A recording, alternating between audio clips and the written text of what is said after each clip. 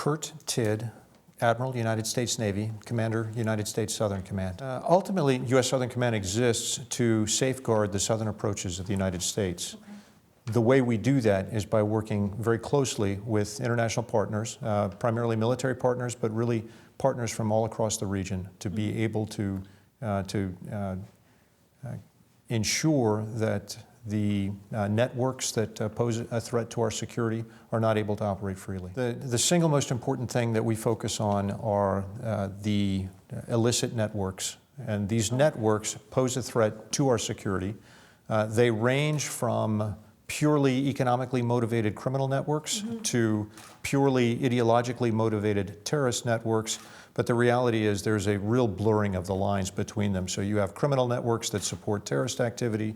You have terrorist networks that support their efforts with criminal activity. So it's the networks themselves that pose the threat to our security. It is obviously an area that shows interesting possibilities, but ultimately the pace of any change that occurs as a result of this normalization of diplomatic activity will largely be driven by the Cubans themselves. Yeah.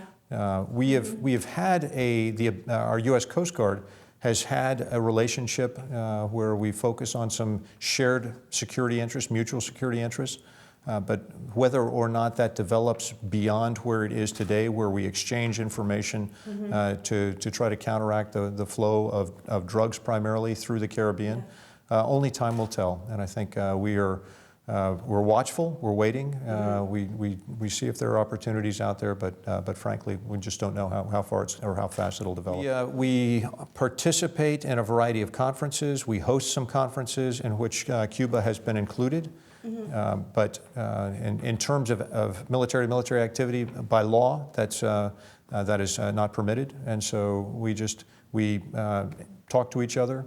We share perspectives on the security challenges and particularly the illicit activities that occurs in the Caribbean. The significant illicit trafficking in drugs is driven largely by the insatiable demand in the United States to consume drugs.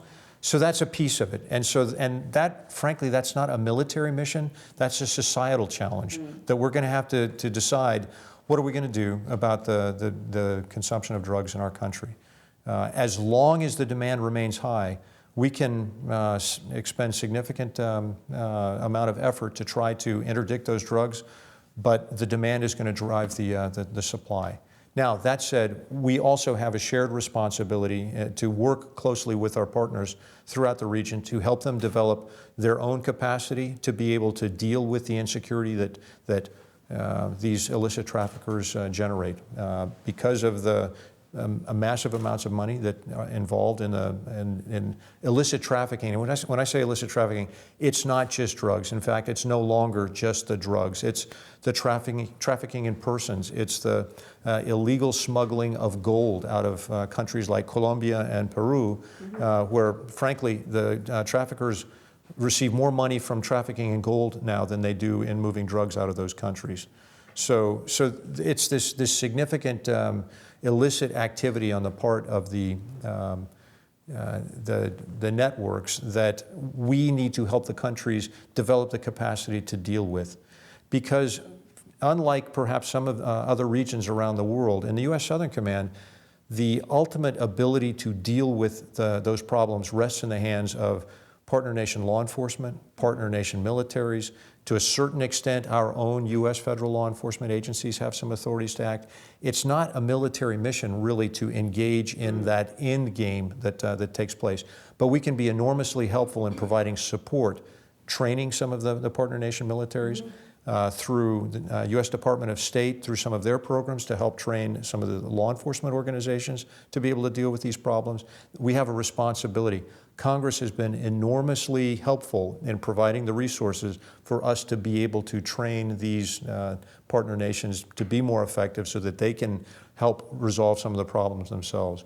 They've also given us some of the authorities to help working with, for instance, our very effective Colombian partners so that they can provide training for Central American countries as they deal with the scourge of trafficking. Because we don't have a large number of the traditional military forces that in the past we have used for the detection and monitoring missions, we've had to develop capabilities within some non-traditional aircraft, non-traditional ships, working with our partners to help them have the capacity to be more effective so that they can go out and do the interdiction missions. We help collect the information and help and share that information with the partners so they know where to go and how to conduct the operation. And a lot of that work is coordinated at our Joint Interagency Task Force South down in Key West, Florida.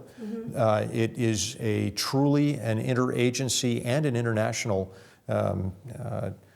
joint task force that collects information from all different sources, fuses it together into a common picture, and then shares that information with partners.